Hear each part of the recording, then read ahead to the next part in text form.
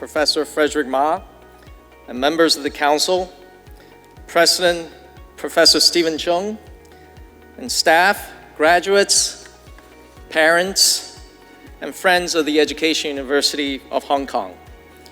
It is my great honor to stand here to give a few words of thanks for the honorary doctorate degree you're bestowing upon my fellow conferees and also myself.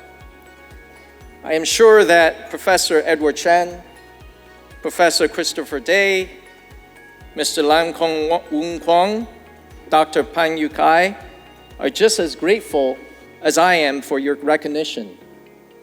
However, I cannot guarantee that I can be as eloquent as they are in expressing gratitude for such a meaningful honor.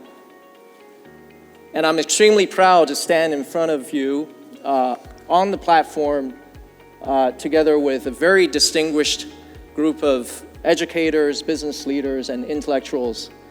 I don't think I deserve this.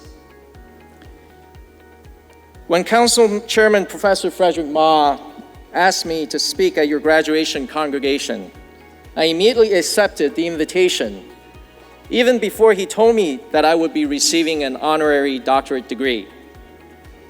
I jumped at the opportunity to establish a closer connection with you, the graduates of this university, which is focused on educating teachers of the future. Why am I so excited to do this? Well, 19 years ago, I walked into a modest second-floor apartment in Hangzhou, China, and that visit changed my life. I met a great teacher by the name of Jack Ma, and he's sitting here among the audience.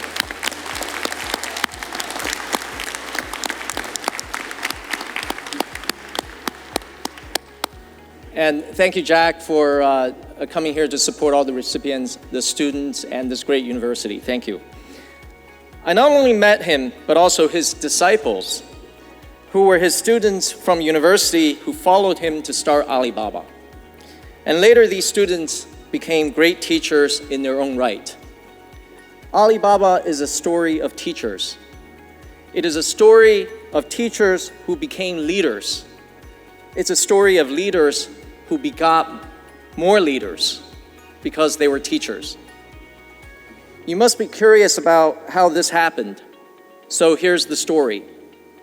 We went from humble beginnings in 1999 to being one of the largest technology companies in the world today. As our business became more complex, as we scale our operations for hundreds to thousands of tens of thousands of people, we began to realize that we couldn't just add more people to handle all that growth. We must train them. So who is going to do that? All of that training and mentoring, the tendency was to delegate this work to our human resource department. But then we realized that people development was the job of the business leader, not the HR person.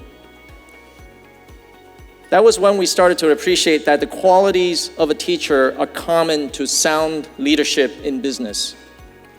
That is, we began to realize that good teachers make great business leaders. Well, you say, oh yeah, I get it. Big bosses always evaluate their people, ranking them from best to worst. And as a teacher, this is what I do to my students as well all the time. I grade them from best to worst. Well, leadership is a lot more than grading and ranking your people. There are three things about teachers that stand out to me. First, good teachers are good communicators. Through communication, they connect with students.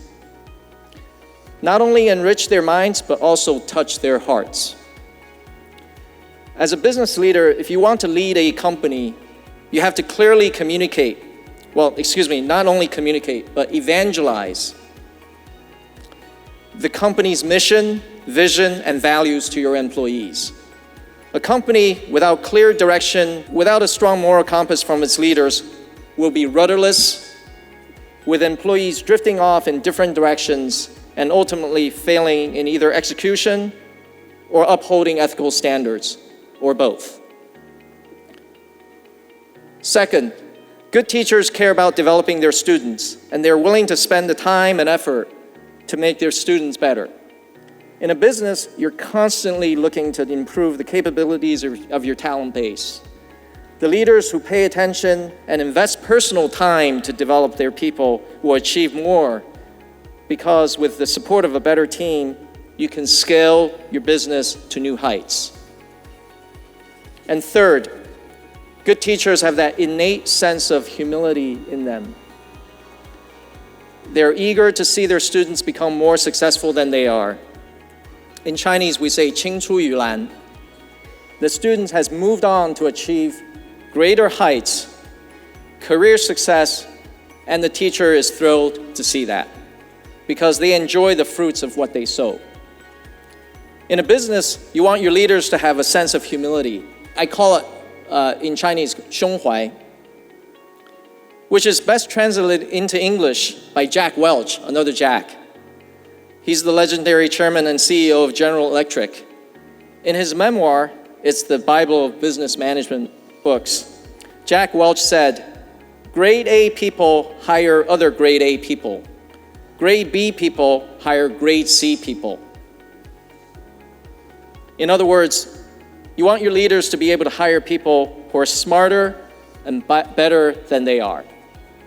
Organizations improve only when you have leaders who possess the self-awareness and humility to identify and give young, smart people the opportunities to shine. Develop young people and then step aside. True leadership is about never taking credit for the success of your team.